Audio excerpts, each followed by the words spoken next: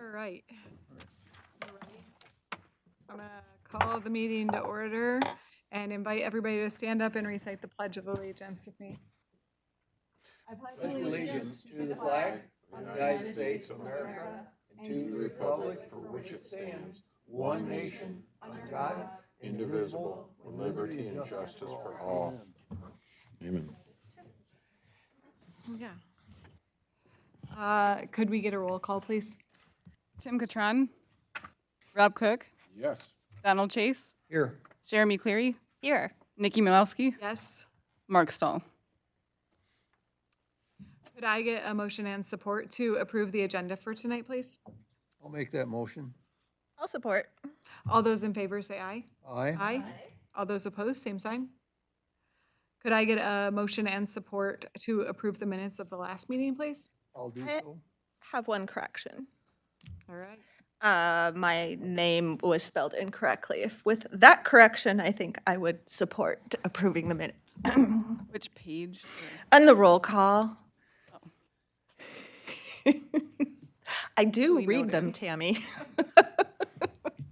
you want to support that? Yes, I will. All Thank right, you. we have motion and support. All those in favor say aye. Aye. All those opposed? All right. Is there anybody from the public that would like to speak unrelated to the case tonight?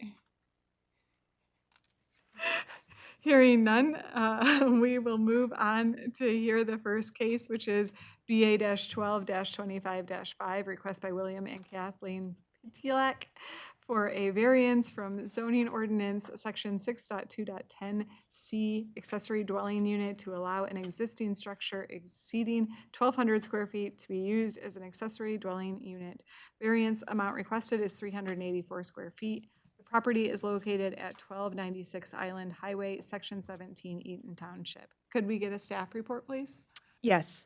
The site is 40 acres in size. The property is zoned limited agricultural. The surrounding area is also zoned limited agricultural, industrial, and City of Charlotte. Surrounding uses are residential, agricultural, and airport.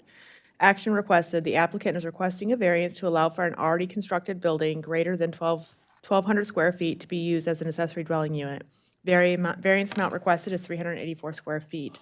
The applicants described the request as requesting a variance to allow an already constructed and converted 24 by 50, 1,200 square foot with a 12 by 32, 384 square foot carport to be used as an accessory dwelling unit. Variance amount requested is 384 square feet. The applicants offer the following as justification for the request. Our family purchased this property in 2014. We assumed the existing already constructed mother-in-law structure was constructed legally and approved. Our parents have lived in the structure for 8 years. We found out this is a violation when we applied for a building permit to repair the roof on the structure. Our parents do not have another place to go. The carport is their attached garage. It allows them to enter the home safely out of the weather. Looking at the front of the building, it appears there is an attached garage on the east end. The existing overhead garage doors are false doors. In response to items A through E, the applicants offer the following. A, we purchased the property in 2014. The mother-in-law apartment was already existing and was a selling point for our family because we needed a place for our parents to live due to their health. B, we purchased the property with the assumption that the existing building was built and used with all required approvals. C, we purchased the property in 2014 with the assumption that the existing building was already approved and as it was used in the same manner when we purchased it. D, the structure was constructed in the 50s. We know it was converted prior to our ownership, but not sure of the date. Continuing the use of the building will not alter the essential character of the neighborhood. And item E, the variance amount requested is 384 square feet, the size of the existing carport that allows our parents to safely enter their home out of the weather. Agency responses are Charlotte Fire Department. We have reviewed the variance request for William and Kathleen Petilak to use a 24 by 50 structure and 12 by 32 carport as an accessory dwelling unit. We do not have any concerns regarding the application. Eaton County Drain Commissioner's Office approved. The Eaton County Road Commission, I have received a variance application and find no impact to Eaton County roads. I have no objection to approval. 4 surrounding property owners were notified by first-class mail. No written responses were received. Staff comments are as follows. The property owners were notified of a violation for the use of the existing structure without proper approval when they applied for a building permit to replace the roof on the existing structure. As the applicant stated, the structure was constructed in the 50s. It is unknown when the structure was converted or when the use of the building changed. The previous property owner was a licensed contractor who had owned the property since 1983. Zoning ordinance section 6.2.10C, accessory dwelling unit, was amended in 2024 with DCA 1024-5. This amendment increased the allowable size of an accessory dwelling unit from 720 square feet to 1,200 square feet. The allowable square footage includes an attached garage. The finding of facts for zoning ordinance section 4.6.3 are located at the bottom of the staff report for the board's use. Thank you. Are there any questions for staff? I have some questions.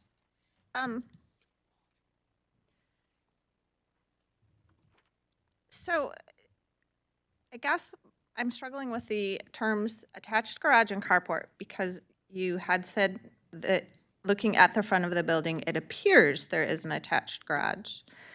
But wouldn't we consider an attached carport the same thing? The reason the application is written that way, if you drive by and look at the front of the building, there are overhead doors. Those are false doors. The entire building itself is the accessory dwelling unit. The carport is in fact an attached garage, but Okay. it's constructed as a carport, so they wanted to differentiate the two in the application. Okay. The other thing I wanted to clarify, there's several references to converted use. Do we know what it was originally? It was constructed as an accessory building in the 50s. Okay, so we don't know if it was constructed as a dwelling, accessory dwelling, or just, We know that it was constructed as an accessory building. It was Okay. converted by the previous owner. The previous owner was a well-known, well-renowned Okay. contractor in Eaton County. okay. Those are all my questions. Any other questions for staff? I have one. What they're asking for variance, does it meet all the electrical codes up to date when they inspected it? After this approval, after the board hears the case, and if an approval is given, the applicants will then have to apply for an alterations permit, in which case our inspectors will go through to ensure that it meets code. All right, thank you. That's what I thought. Anything else? All right. Is the applicant here and would you like to speak? Could you step up to the podium and state your name and address for the record, please? Well, I'm Will Pitlack at 1296 Island Highway. I am the applicant.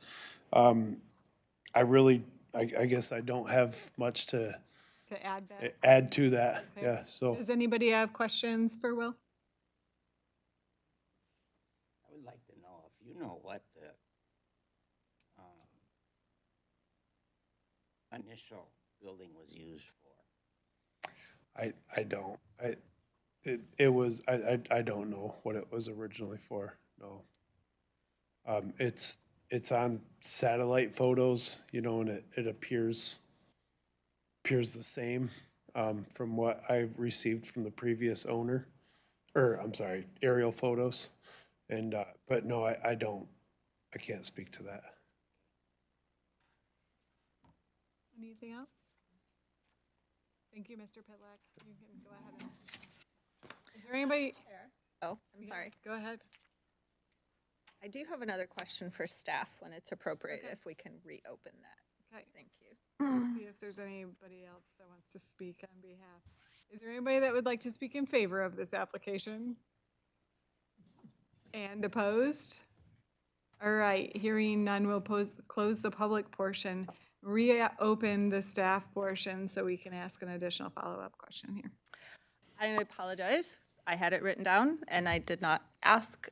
We've had situations in the past where we've had something constructed prior to code and they were legal nonconformities and only needed a variance approval if they were expanding on whatever made them illegal. I'm not understanding how this is different.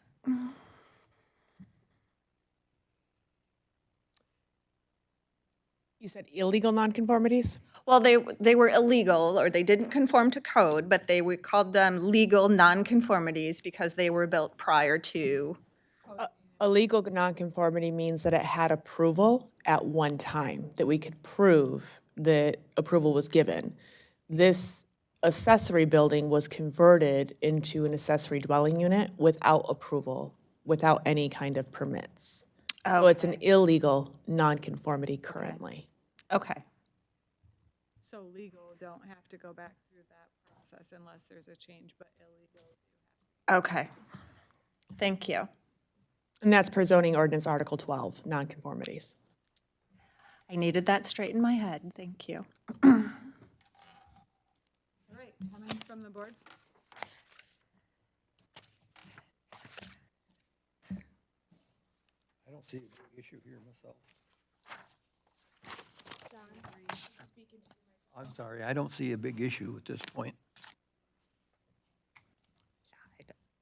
It's been this way for 8 years, at least, it sounds like.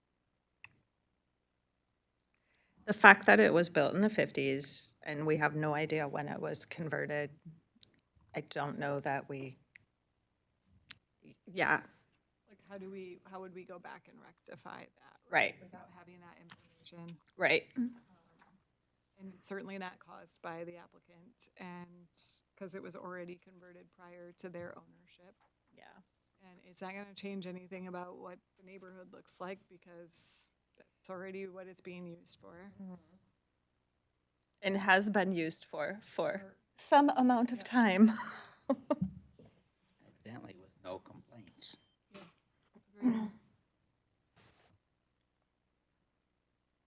Well, I would move that we approve BA-12-25-5. I see the practical difficulty in carrying out the ordinance is that this building has been in existence since the 50s. We have no idea when it was converted into an accessory dwelling unit, and I think it actually predates some of our zoning code to begin with. The unique circumstance here is that it was constructed in the 50s. The date of the converted use is unknown and has clearly been going on for at least the last 10 years. The problem was not created by the applicant. It will not alter the essential character of the neighborhood because it has been existing that way since the 50s and is then the minimum amount necessary because it's been there longer than I've been alive, so. All right, we have a motion. Support that. I have a motion and support. Can I get a roll call vote, please? Tim Catron, Yes? Rob Cook, Yes. Donald Chase, Yes. Jeremy Clary, Yes. Nikki Malowski. Yes. Mr. Pitlack, your request was approved. I'll actually reach out to you next week to talk about next steps, because either we're going to need an alterations permit for the building or minimally a safety inspection. I want to speak with our building official to see which route they'd like to go for you. Thank you. Is there any old business? There is none. Any new business? There is none. All right, upcoming cases also looks empty. Yes. Any public comments before we adjourn? All right. Do I have a motion and support for adjournment? Support.